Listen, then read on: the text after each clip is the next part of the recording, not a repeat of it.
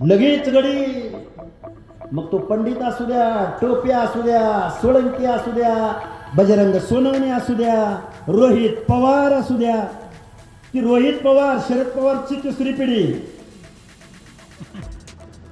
त्या जरांगेला पैसे पुरवणं, सोशल मीडियाची टीम पुरवणं, पैसा पुरवणं.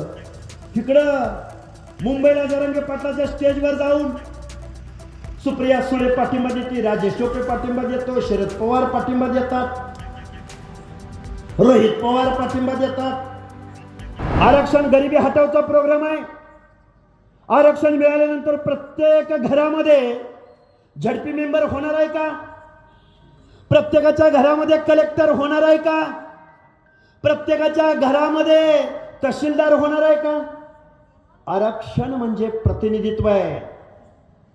आरक्षण म्हणजे प्रत्येक समूहातल्या एखाद्या माणसाला या निर्णय प्रक्रियेमध्ये सामील होता आलं पाहिजे. आरक्षण म्हणजे प्रतिनिधित्व आहे. आरक्षण म्हणजे गरिबी हटाव नाही. आरक्षण म्हणजे प्रत्येकाच्या घरावर सोन्याची कौलं नाही. असं असतं तर माझ्या SC ST बांधवाच्या घरावरती अरे सोन्याची कौलं आली असती. गाव वगड्यातला दीन दलित आदिवासी बांधव आजही एखाद्या शहराच्या ठिकाणी 5x5 आणि 10x10 घरामध्येच राहतो. विखे पाटील, सोशल जस्टिस कळायला तुम्हाला 10 जन्म घ्यावे लागतील. अरे दारूचा कारखाना काढला म्हणजे आरक्षणाचं धोरण तुला कळलं का? आता तुम्ही म्हणाल त्यो कुठं तुम्ही कुठं. अरे गाव गड्यातला एका मेंढपाळाचा पोरगा, गोरगरिबाचा पोरगा, ज्याचा बाप ग्रामपंचायतीचा सदस्य कधी होऊ शकला नाही, त्याचं पोरग तुमच्या समोर इथं येऊन बोलतोय. का बोलतोय हे? कारण गाव गड्यातली 18 पगड जातीची माणसं तुम्ही जाती जातीमध्ये विभागला गेला. या ओबीसीची वज्रमूठ या महाराष्ट्रामध्ये उभी राहायला लागली. अर आपलं गणित बिघडतंय. अर हे ओबीसी एकत्र आले तर आपलं काही खरं नाही. लगेच गडी मग तो पंडित असू द्या, टोप्या असू द्या, सोळंकी असू द्या, बजरंग सोनवणे असू द्या, रोहित पवार असू द्या. ती रोहित पवार शरद पवारची तिसरी पिढी. त्या जरांगेला पैसे पुरवणं, सोशल मीडियाची टीम पुरवणं, पैसा पुरवणं. तिकडं मुंबईला जरांगे पाटलाच्या स्टेजवर जाऊन सुप्रिया सुळे पाठिंबा देते, राजेश टोपे पाठिंबा देतो, शरद पवार पाठिंबा देतात, रोहित पवार पाठिंबा देतात. आणि तिकडं मंडल यात्रा काढली. कुणी? राष्ट्रवादी काँग्रेसनं. झारगड साहेब बरोबर का?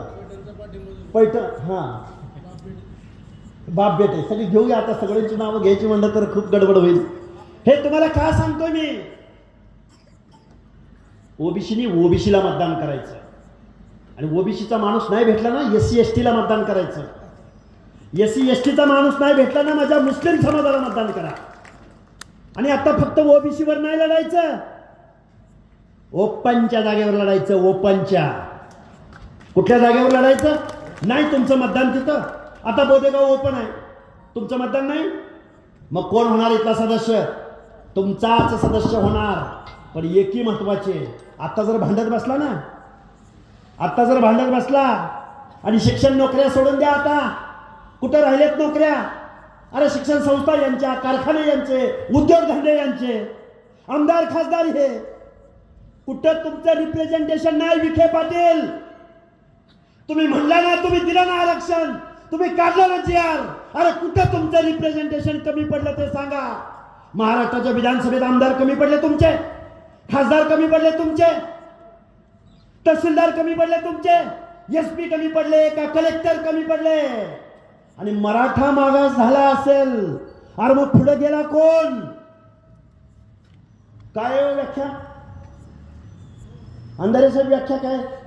OBC other backward classes. वकील साहेब, बॅकवर्ड क्लास म्हणजे काय? मागास वर्ग, सामाजिक मागास. सांगतो ना, 2 शब्दाचा अर्थ समजावून सांगतो ना अगोदर. मागास वर्ग, इतर मागास वर्ग. मी एक तुम्हाला शेवटचं बाबासाहेबांचं उदाहरण सांगेन, पण त्याच्या अगोदर सांगतो. मागास वर्ग, मागास वर्ग म्हणजे इथल्या व्यवस्थेपासून किंवा विकासाच्या रेषेपासून जी लोक खूप मागे राहिलेत, मागं पडलेत, मागास राहिलेत, तो मागासवर्ग. आणि मग जर मराठा मागास राहिला असेल तर त्या लाईनवर पोचलं कोण?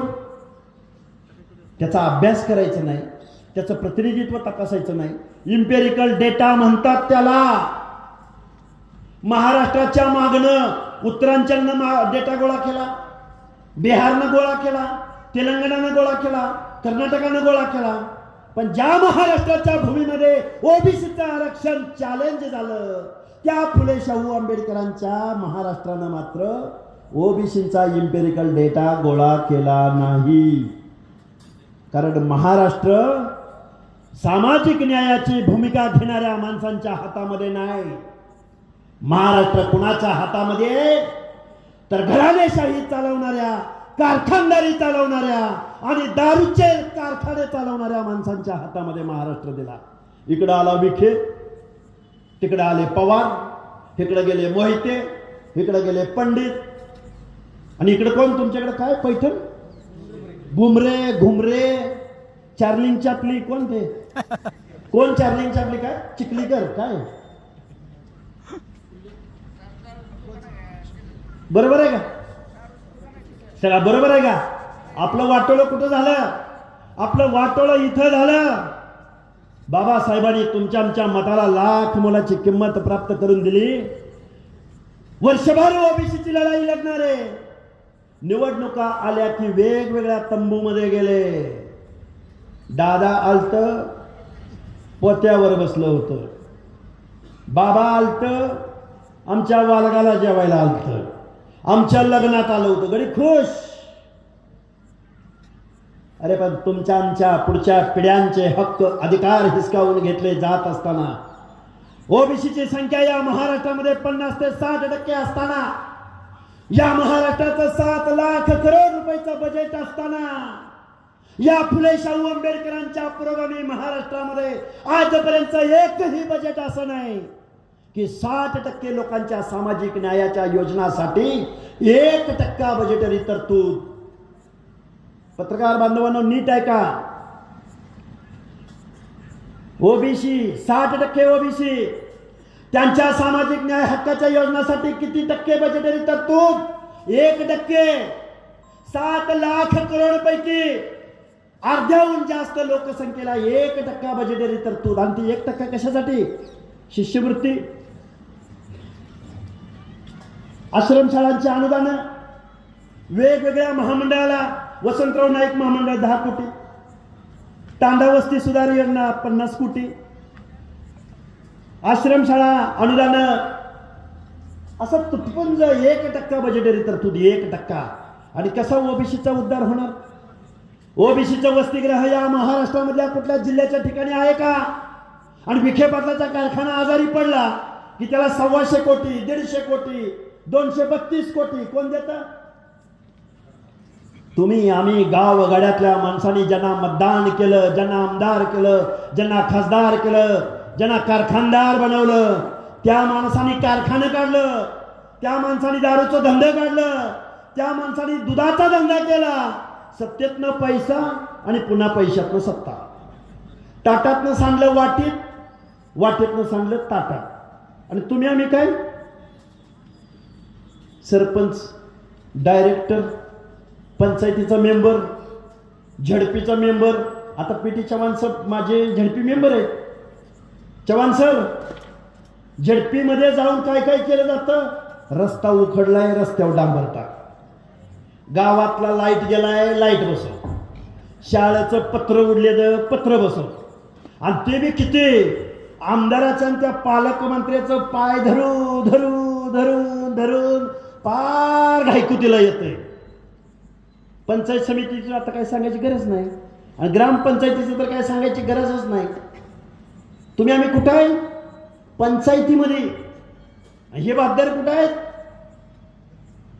गावगाड्यामधल्या पंचायतीचा मेंबर, गावगाड्यामधला सरपंच, गावगाड्यामध्ये सभापती होऊन चालणार नाही.